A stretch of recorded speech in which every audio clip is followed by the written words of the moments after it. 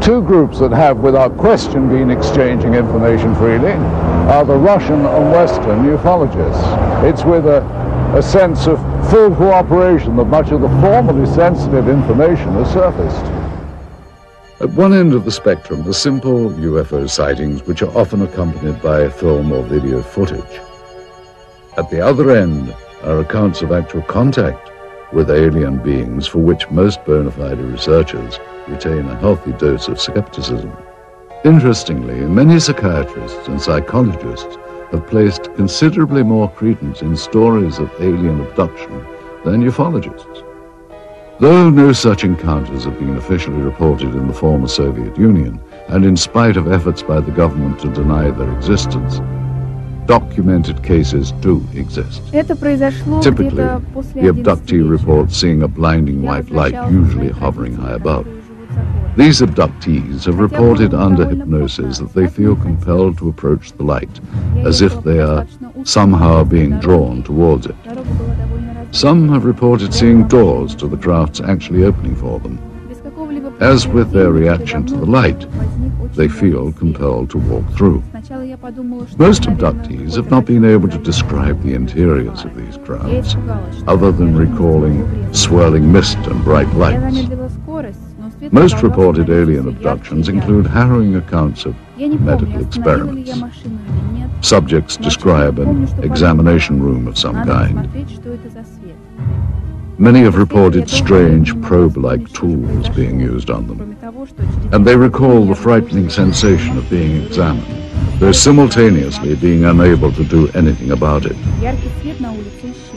Typically, the abductees will then find themselves back where they were when they first saw the light, having no recollection of what just happened. Other times, however, upon checking their watches, they discover that several minutes have passed without their ability to account for it. They literally have lost time. Many abductees have their memories triggered by a mark found on their bodies, the kind they would associate with a needle or some other medical instrument. And not surprisingly, no such report has ever been verified 100%. And yet these stories continue to proliferate. Are these people really being abducted by aliens, or, as some now claim, by members of a secret government agency? The austere building behind me once housed what was undoubtedly the world's largest and most feared intelligence agency. Why would the KGB be so interested in what many consider to be science fiction? From the beginning of the communist era, the Soviet leaders relied on a strong secret police to act as watchdog and often executioner for their rule. This was not a new concept to Russia.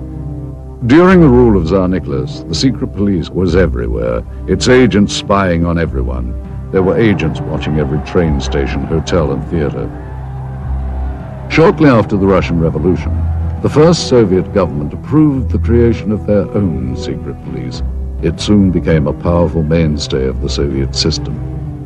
To ensure the continuation of communist rule, the main domestic role of the secret police became to seek out counter-revolutionary views and ensure that those holding them were dealt with. After the death of Stalin in 1953, the secret police became known as the Committee for State Security, or KGB. As the Cold War heightened under Khrushchev, this was also the era that boasted the growth of the KGB's image as an international spy agency. Foreign espionage was at its height. According to Western authorities, the KGB managed to infiltrate every major Western intelligence service. During the height of its existence, the KGB was the largest secret police and espionage force in the history of the planet, with more than 300,000 agents. Its body consisted of 17 separate units charged with such concerns as counterintelligence, foreign espionage, and internal security. The division known as the Scientific and Technical Directorate was the unit responsible for the acquisition of top-secret technological information and materials, including those not originating on Earth. The government body that had the most interest in anomalous activity was very possibly the Soviet military. Did high-ranking officers of the Russian armed forces really believe they could gain a military advantage from UFOs? Though there has been much speculation on the exact nature of the Roswell incident and reports of actual alien beings, conclusive evidence of such encounters has proved elusive. In 1997, the US Air Force issued a follow-up to its earlier Roswell report, which they subtitled Case Closed. They tried to account for the stories of aliens by suggesting these were simply crash test dummies misidentified. So it was with a sense of both excitement and caution that we examined the footage recently recovered in Russia. This reel contains images of what appears to be a scientific or medical examination of organic body parts. The individuals seen here appear to be forensic pathologists or biological research scientists. Speaking in Russian, they are seen inspecting the specimen, the leader of the procedure describing his actions and the measurements they are taking. After several minutes of this, there is a change in camera angles.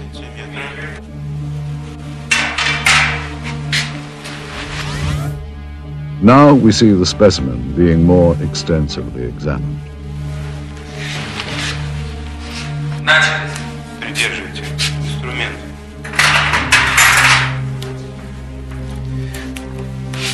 Ткани разрезаются тяжело. Пробуем кусачки. Придерживайте. Ребра пытаюсь перекусить. Так, нож.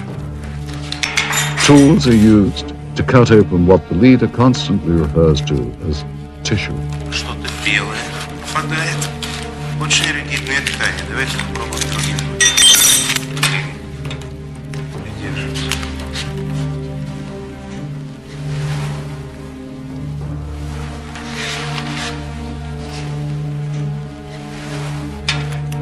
Оцените этот лоскут. Инструмент. Нет, пинцет. He also describes parts that are removed as resembling various organs. Записывайте. Достаем внутренние органы, надрезаем похожую на клетчатку внутреннюю ткань. The camera angle changes again. And finally the scientists are seen posing for the camera, holding up various samples of the dissection. If this footage is authentic, it represents one of the greatest scientific discoveries of all time. One must wonder where this film was shot and what happened to the specimen seen. If this is footage of a genuine scientific examination, what happened to the results? What did the Soviets learn, and what have they done with that knowledge? Did agents of the KGB have reason to keep this secret for so many years? Certainly there are more questions here than answers.